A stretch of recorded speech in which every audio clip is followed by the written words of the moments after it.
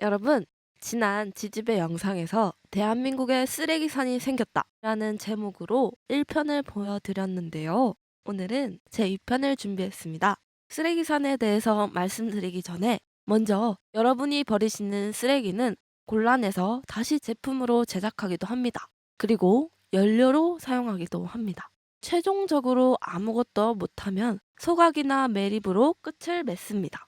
쓰레기산은 뭘까요? 건물에서 나오는 건설 폐기물, 사업장에서 나오는 산업 폐기물, 병원에서 나오는 의료 폐기물, 집에서 나오는 생활 폐기물, 이것들이 모두 섞여서 산처럼 쌓여 있는 것이 쓰레기산이에요. 그런데 이 쓰레기산들이 왜 만들어졌을까요? 2018년 7월, 10월 한국에서의 쓰레기를 연료로 사용할 수 있다고 하여 필리핀으로 보냈습니다.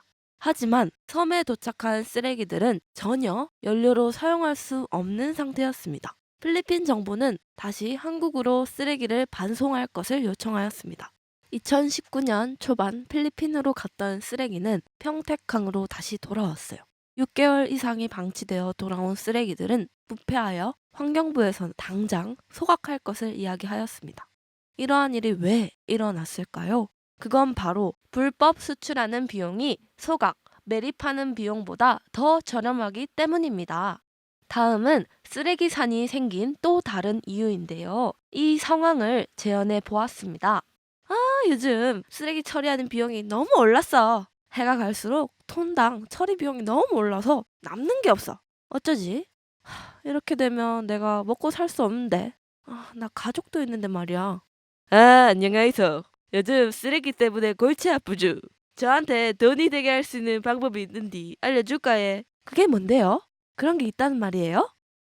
내가 좀 알려줄 테니 저희한테 맡겨 보슈. 어떻게 하는 건데요?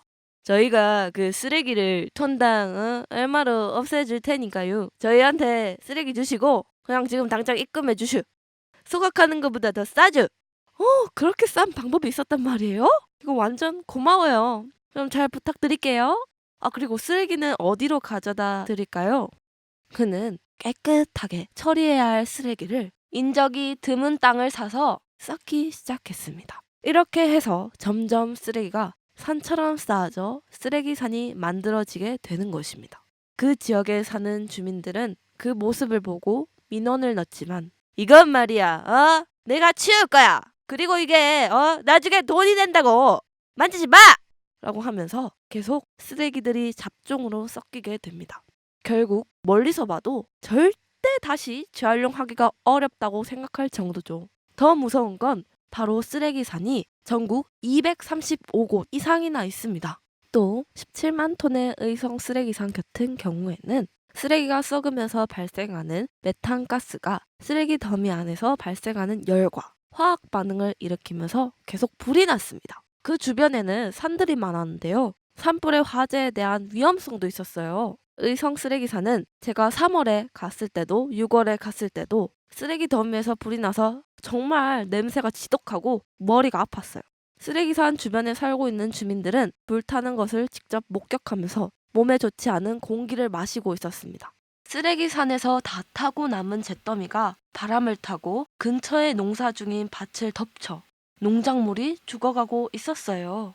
공기뿐만이 아니라 강에도 큰 영향을 미치고 있었습니다. 비가 내리면 쓰레기산에 물이 스며드는데요. 경상북도 주민들의 식수인 낙동강으로 침출수가 흘러 낙동강으로 변하고 있고 땅에도 스며들어 지하수도 오염시키고 있었습니다. 이 정도로 쓰레기산은 매우 위험합니다. 지난 3월 미국 CNN에서는 경북 의성 쓰레기산을 방문하여 세계 최대 플라스틱 소비국의 단면이라며 집중적으로 보도해 국제적인 망신을 사기도 하였습니다.